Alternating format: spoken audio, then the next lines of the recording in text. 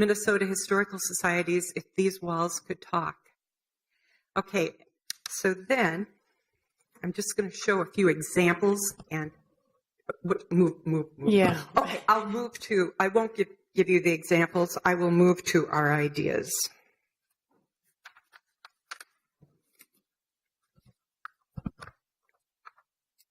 On page 22 in your packet,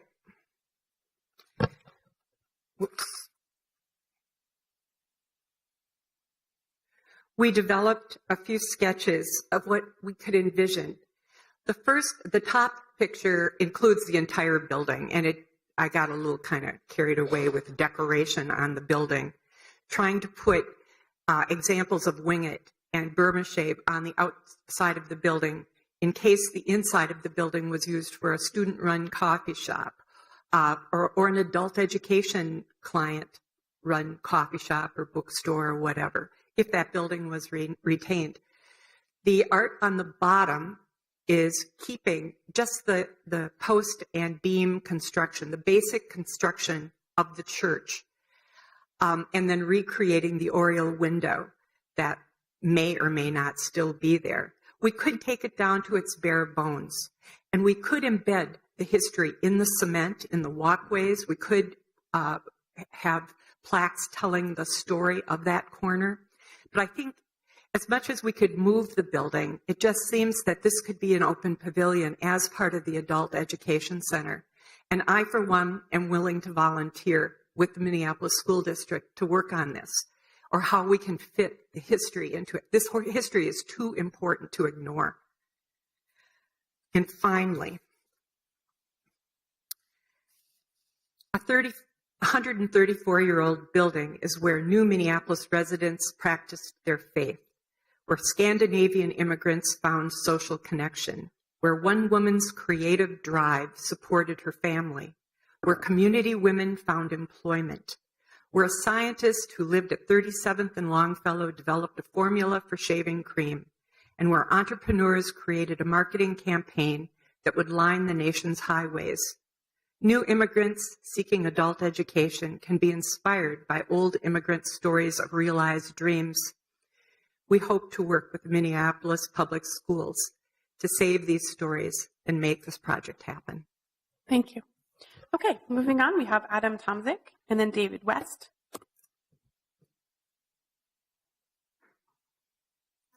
Having given more time to the project team and applicants, we'll now ask each additional speaker to stick to 2 minutes. We don't have our timer available, but I'll let you know how you're doing. Okay, Thank you. I will do my best, Madam Chair.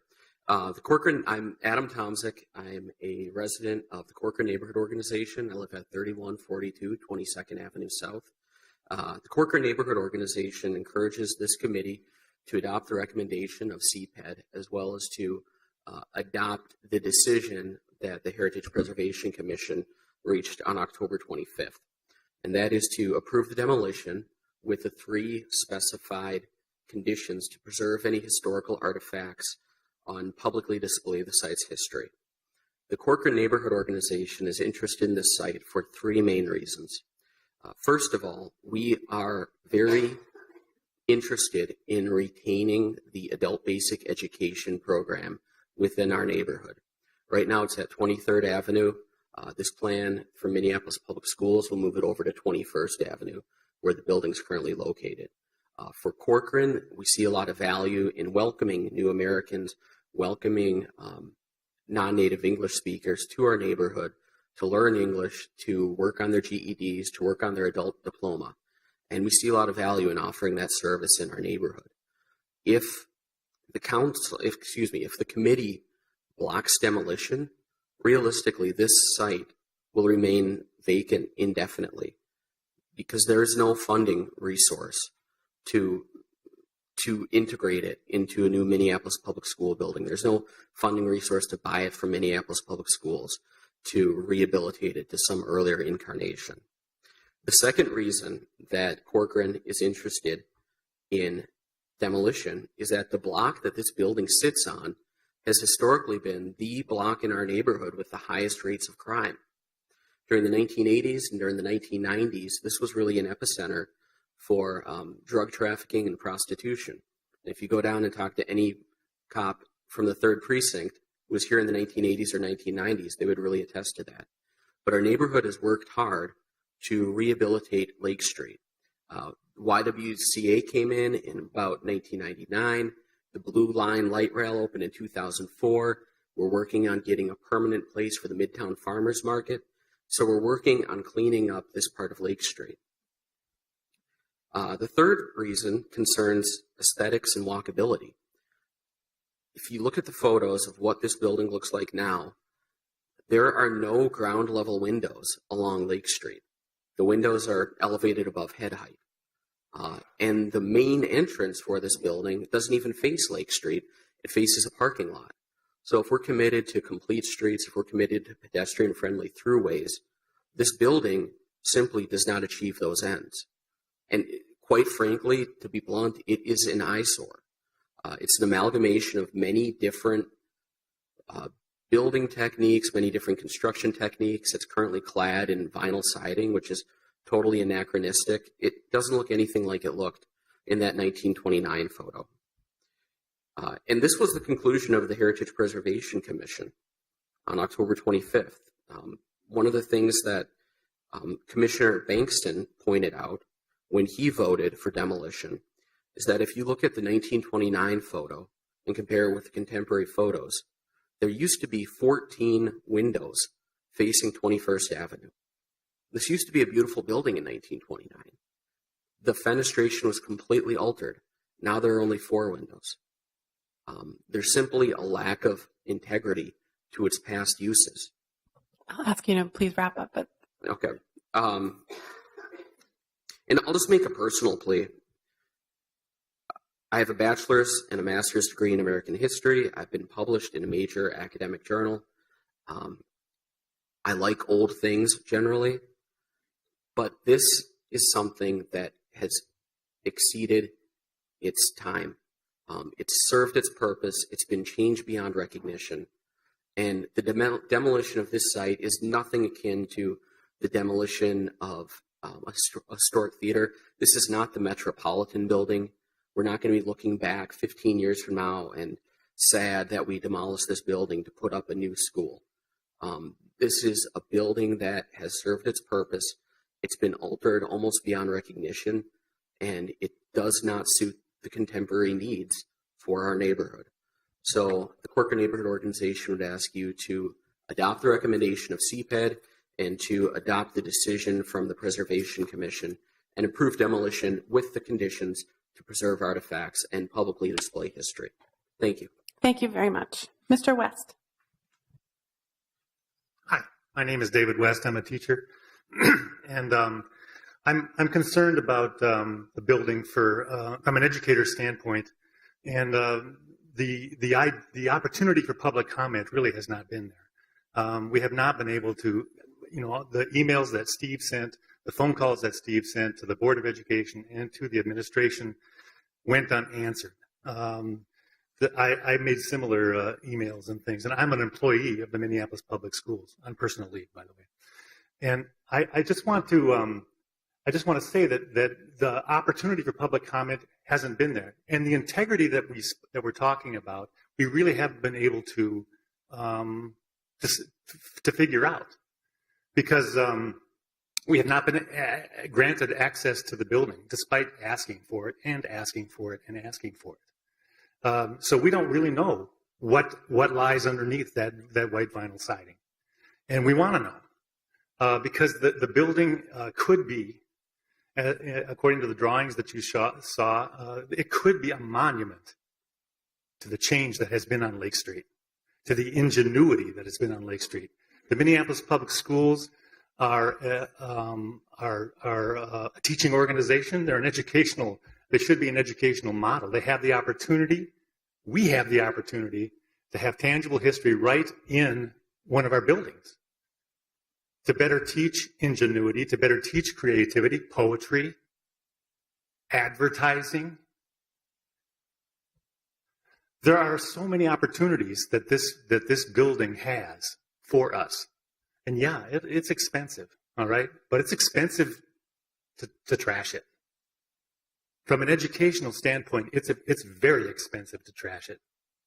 because there are so many lessons to be taught in these walls that could be taught. We're asking for some time. They haven't returned our phone calls. They haven't returned our emails. You can make them. Thank you. All right, Ms. Lucas.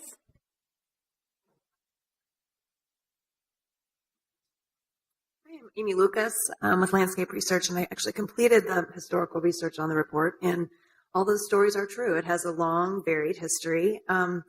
As Susan Roth, the old, probably a 40-year employee of the State Historic Preservation Office, told me when I first started in 1994 in preservation, she said, some buildings are lucky, and that's why they get designated, and some are not lucky. And if they no longer convey the historical integrity and significance of the building, unfortunately, they're unlucky. This one had a great long history. It was unlucky in all of the alterations to the building. The kind of amazing thing is that the Wingert factory did go on. They developed Kickernicks, the Bloomers. Their building is designated in the warehouse district. And the Burma Shave Company, the Burma Vita Company, also became very successful, and in 1940 built a pristine and high integrity building. It's now accent signage on the creek in Bryn Mawr. They spent $1 million, and they built tennis courts for their employees. They wanted a clean environment because Lake Street was not clean enough for them for their makeup products.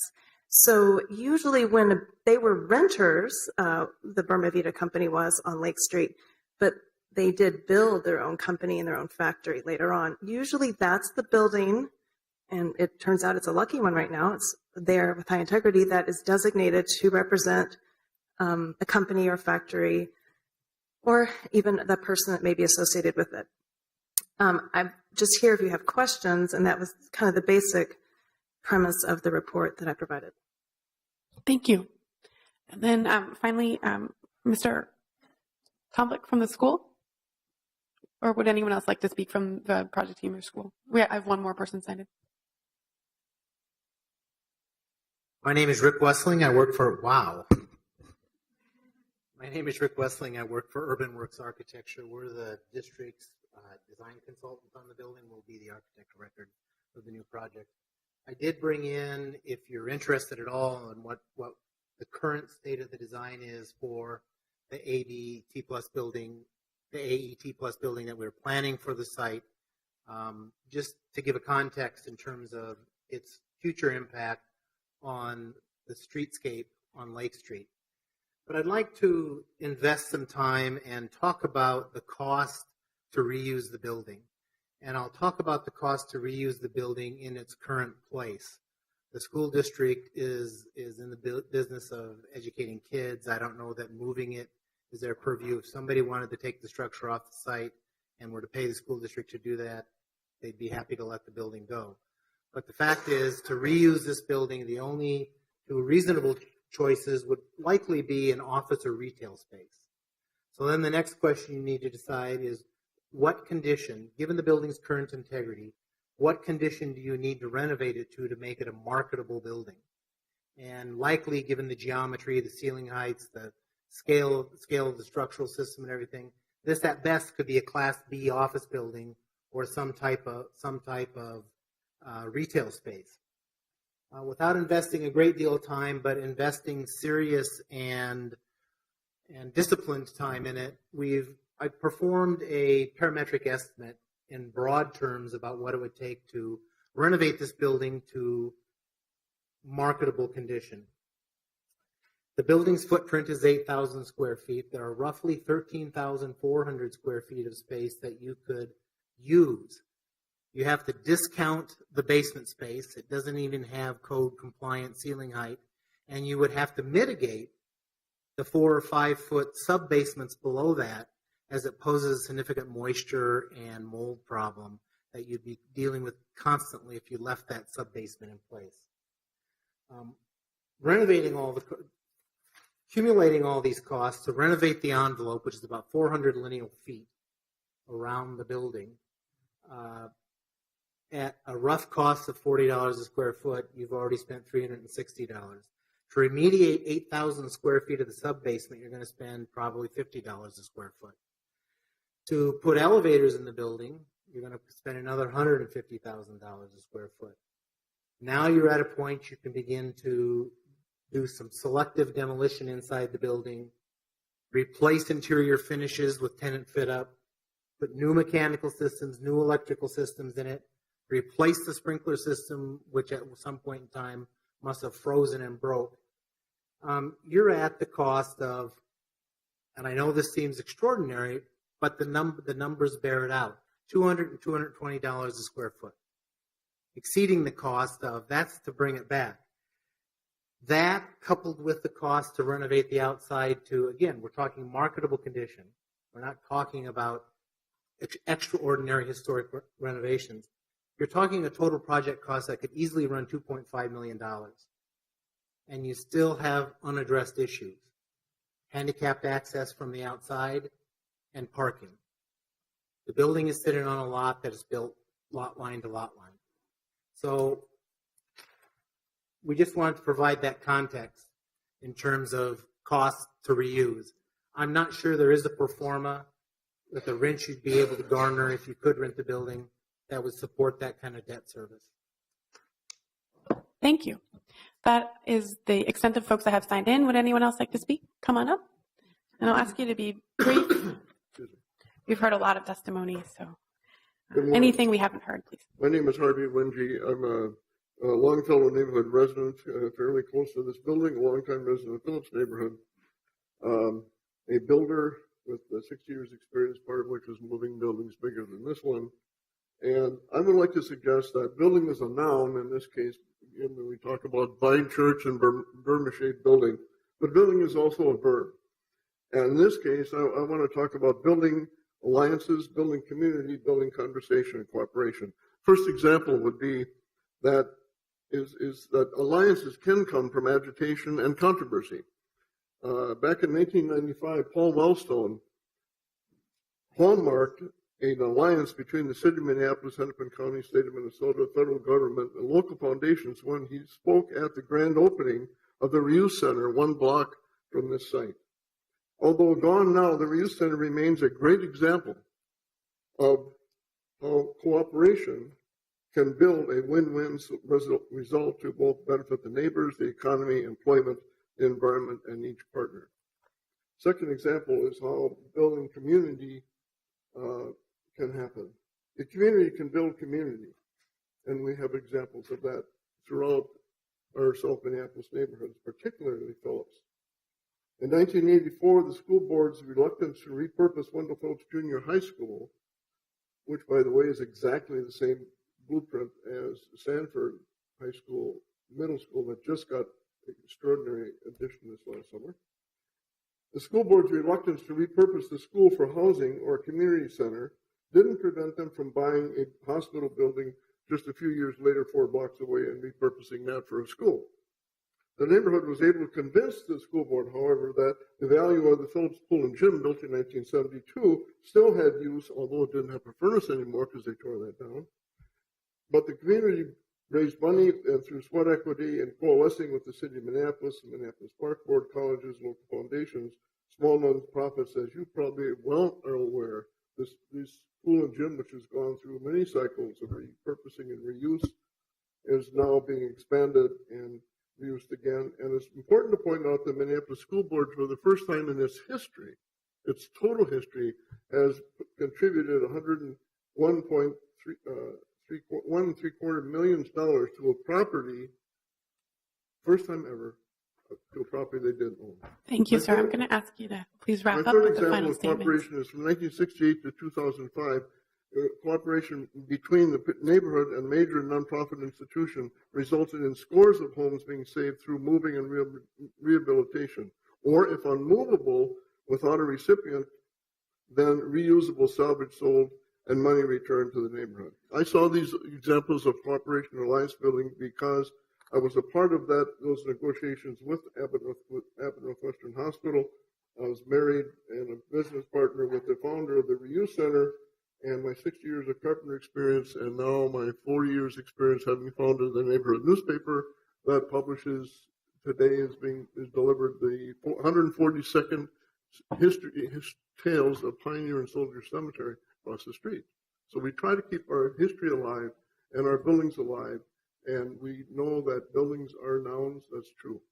Building is also a verb. And the community can be committed to building alliances and cooperation. If we've done it before, we can do it again. Thank you. Thank you, sir. Anyone else? Would anyone else like to speak? Anyone else? And then we will close the public hearing. Do any of my colleagues have questions for staff or anyone else who's presented? Okay, I see none. So I really appreciate everyone coming today. I will make the motion to move us along. I will move to deny the appeal, which would then upheld the recommendation that came out of staff and the Heritage Preservation Commission. I'll see if anyone else wants to comment. Then I'll just briefly say, I think I really do appreciate so much time that went in from the community on documenting this history. And I don't want you to feel like our decision today doesn't take that into account, doesn't acknowledge that and value that.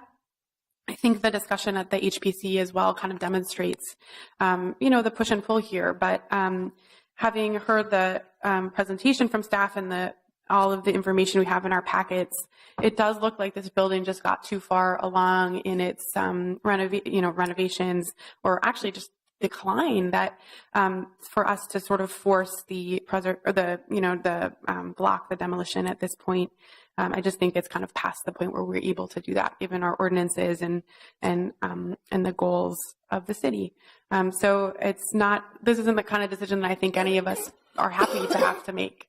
But I just wanted to thank everyone again. And with that, I will see all those in favor, please say aye. Aye. Any opposed? That carries. And again, thank you for everyone who came. I know we're taking a bit of time here in the committee, but I did just want to ask staff to present then on item 4 very briefly. I know there was an extended discussion at CDRS on the same item. This is the Intentional Communities Ordinance. We had a long discussion about this at Planning Commission as well. So what I wanted to do is ask staff to just give a very brief overview, particularly for the council members who are not on CD. And then I would ask, we had a discussion at Planning Commission about some alternative approaches to regulating occupancy that other cities have done. I would ask you to just kind of quickly enumerate those that we talked about at Planning Commission. And then I did just want to note for my colleagues that the item that went to CD was focused on the Housing Maintenance Code, but we will be voting on that as well today. So if you could just briefly give us a really brief overview of that piece of the Housing Maintenance Code. So that's kind of 3 things: super brief overview, discussion of the alternatives, and the Housing Maintenance Code piece. So with that, thank you. Yes. Good morning, Chair Bender and committee members. So the amendment before you is an amendment that would add flexibility to the residential occupancy regulations in the zoning code, specifically to allow for intentional communities. The zoning code piece that's before you today does a couple of things. It defines an intentional community. It creates specific development standards, which essentially just refer back to Chapter 244 of the Housing Maintenance Code. It establishes a parking requirement, and then it allows intentional communities in every district where residential uses are allowed as a permitted use, and then makes it a conditional use in the industrial living overlay district where residential uses are conditional uses. The definition of intentional community allows for self-identifying groups of individuals who live together as a single housekeeping unit to exceed the occupancy requirements of the zoning code. Minneapolis is fairly unique in that it currently regulates occupancy both in the zoning code and in the housing maintenance code. So the zoning code regulates occupancy based on the definition of family and the relatedness of individuals. The housing maintenance code looks at the overall square footage of the structure and is more of a life safety regulation, ensuring the health, safety, and welfare of people living in the structure, where the zoning code regulation on occupancy is more one intended to preserve the residential character of certain areas. There is no variance allowed for the occupancy regulations in the zoning code, so that relatedness of individuals is not something that people can get around. There aren't really opportunities for unrelated people to live together in the city beyond, in the lower density districts, it's 1 family plus 2 unrelated individuals. And in the higher density districts, it's 1 family plus 4 unrelated individuals. So the intentional community amendment that's before you gives an option for unrelated individuals to live together as regulated in Chapter 244. That's where the majority of the regulations on the intentional community piece are held or proposed to be held as part of this amendment. So that companion amendment gets more into the definition, the regulations on intentional communities. It talks about, specifically how these intentional communities would be expected to operate and how they would be enforced. That is the piece that was before CD and RS on Tuesday, and there was a pretty lengthy discussion there. This was also before the Planning Commission for public hearing on the zoning code piece on November 1st. The zoning code piece, because it is fairly limited, wasn't really part of it wasn't discussed at length at Planning Commission because there's not a whole lot there. But they did have some fairly lengthy discussion again about the piece in the Housing Maintenance Code, and that has been provided for reference in your packets today. The third thing, so this is something that staff has been working on for a year, but Councilmember Gordon introduced it several years ago, 2008. So other things have been looked at other than the intentional community approach. Staff had looked at just taking occupancy out of the zoning code altogether because, again, Minneapolis is a unique city that we have it in both the zoning code and the housing maintenance code. Typically, cities that regulate occupancy do it in the housing maintenance code. We have it in two places. We had also looked at changing the definition of family to allow a certain number of unrelated individuals to be defined as a family. In looking at that, there are several larger peer cities that do take that approach, allowing for, in most cases, 4 unrelated individuals to be considered a family. What that would do in our code is in the higher density districts, if 4 unrelated individuals meets the definition of family, then you'd have family plus the 4 additional unrelated. So it would allow for 8 people in the higher density districts and 6 people in the lower density districts as of right. That number of 4 that we looked at, that wasn't an arbitrary number. About half of federal circuit courts have upheld this rule of 8, where they've looked at supporting the rule of 8, limiting other types of residential uses in lower density districts to 8 people being permitted. So I believe I caught everything, and with that, I can stand for questions.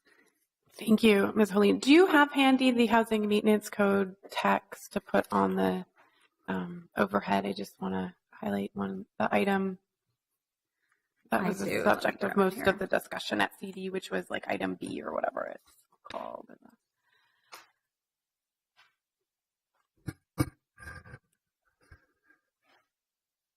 Can you guys read that, or do you want me to? Okay. Yeah.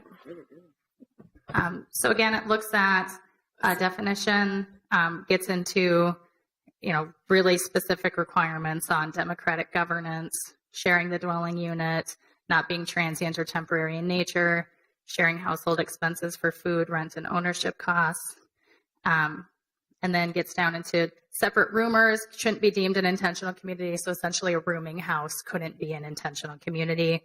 A rental property owner can only have ownership interest in one dwelling unit occupied by an intentional community. There's information here about registration and what would be required by housing staff when someone comes in to register as an intentional community, and more specifics. That's under E here. So, okay, thank you. So I'll see then if there are any questions for staff or if anyone would like to make a motion on this item. Council President. Thank you, Madam Chair. Just a curiosity on a single-family dwelling then, at this point, if this is in place, there's absolutely no limit on how many people could live in that house. Is that, I'm just asking a question. It would still be regulated by the occupancy requirements in the housing maintenance code. So all of those life safety square footage provisions would still apply. Okay. All right. What about parking? I'm just a little confused in that it looks like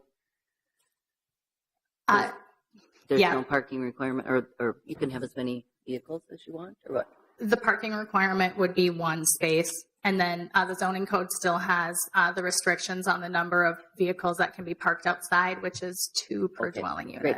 Thank you. That would still apply. That's all I was curious about. And Councilmember Goodman.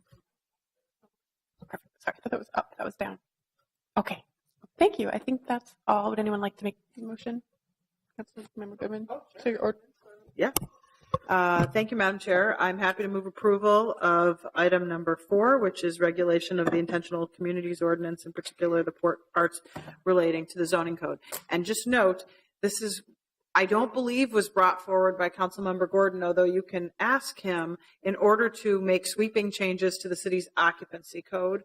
whether you support that or not, that was not the intent. The intent here was to essentially bring into line groups of people who are already living together, who define the way they live in a way that could come into conflict with our building regulations or zoning code. So essentially, these are groups of people, often at the university. A lot of them are student cooperatives. They're living together anyway, and they run a risk pretty much often of being, busted under the zoning code at any given time for living in this way. It does not allow landlords to have multiple intentional communities. It does not allow rental property owners to have more than one. It's fairly specific on how these would have to operate. It is designed to prevent rooming houses and overoccupancy in single-family dwellings. It has been very well vetted. I asked Councilmember Gordon to have 2 citywide community meetings, which he did have,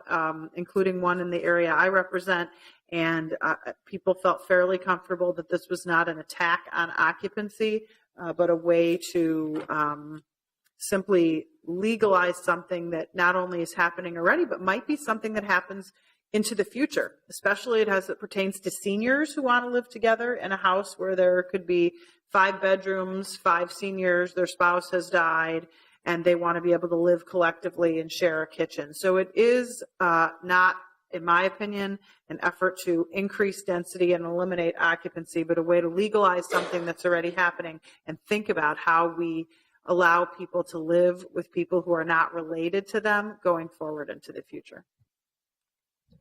Okay, thank you. Is there any further discussion? Yes. Okay, I'm sorry, Council President.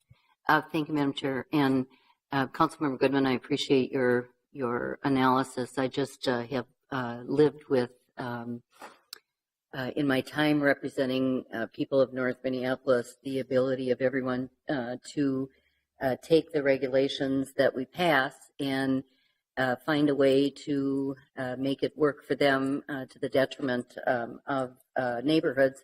And I am not, have never been impressed with the city's ability to deal with when we have a violation of the zoning code to see something happen. It's just my own experience. So I'm going to put that out there right now. Thank you. Any further discussion? So I will just note that when this came to Planning Commission, echoing what Councilmember Goodman said, everything I have heard from Councilmember Gordon, the primary author, and then her as well, is that this is not, in their minds, an incremental step. It is just the policy in front of us. However, the planning commissioners, as they voted for this, many noted over and over that they were only supporting this because they saw it as an incremental step and that they were more inclined to support a more overall change to the occupancy code. Myself as included, as I voted for this in Planning Commission. So I think I just want to note that. I may consider a motion at council that would give folks the opportunity to vote on a different approach to this, knowing that actually I think most of the council would not support that. And then I also think that there will be some further discussion on this item C that echoes what happened in CD, just so that the whole council has a chance to weigh in on the, particularly I think these issues about how much the city government is regulating people's, chore functions and bathroom use and stuff like that. So, Councilmember Goodman. Thank you, Madam Chair. I appreciate you bringing that up, and there's a reason why the planning commissioners aren't elected. And that's because without extensive outreach into neighborhoods and communities, I think you would find extreme opposition to eliminating our occupancy requirements. Even Councilmember Gordon doesn't support that. So I guess since there's so many people who are on or affiliated with the Planning Commission thinking about running for office, and they want to challenge all of us that think that that's a bad idea, bring it on. But I have a sense of where my constituents are at on this, and they see this intentional communities as a way to allow something that's already happening to be made legal, to think about how that works into the future for seniors and others, and they don't see it as an attack on occupancy. I don't see it as a first step. I see it for what it is, which was a group of people who came to Councilmember Gordon years and years and years ago. My interest in this is that I don't think that groups of people who are living together are any more or less willing to break rules or get along or become nuisance properties based on whether or not they're related by blood. I think that's the craziest thing I've ever heard. So I would note in my ward, there is no difference between two parents with 5 kids, each with 3 children, living in a house with 8 cars. That would be legal. But that number of people who all kind of have a similar philosophy, perhaps they're all vegetarians, who want to live together and cook together and grow food in their gardens, if they're not related, that would be bad. I don't see the difference between those things. So my interest in this has to do with how we define family in an alternative way. I've always, in my living history, other than 3 years, lived in a situation with people who I was not related to by blood, but I considered them my family, and I think that's the piece that Councilmember Gordon's trying to get at. So, and in committee, I'll say, Councilmember Fry's concern had to do with the city regulating whether or not there was a chore chart or a wheel chart. But I think in a way, intentional community members want to see some sort of way of recognizing that they are living together collectively, and these are some of the ways that they define their collective arrangement. And I do think there has to be some sort of way to define a collective arrangement other than people who love to wear purple. And they'd all say that that's their way, that's their commonality, and they're an intentional community because they love the color purple. And there has to be something beyond that, and this is an attempt to get at that. So that's why I think the CD committee objected to taking out some of these definitions, even though they won't all be met. I think we'll know an intentional community as regulatory staff when we see it. Not me, but the staff. And so I think that that problem has been solved, but I'm happy to have the council debate it. I'm also happy to have the council bring up the idea of just eliminating all the occupancy requirements, especially without any kind of neighborhood process, because the planning commission thinks that it's a good idea, and we can debate that too. Thank you. I'll just note too that, that's something that staff has been discussing for as long as I've been involved in this, for 3 years, is the alternative options. And if those were not presented at community meetings, I think that would have been an oversight. Councilmember Reich. Thank you, Madam Chair. I suppose when it comes to this leading to more things, the thing that I'm hopeful for, that it leads to more cooperative structures.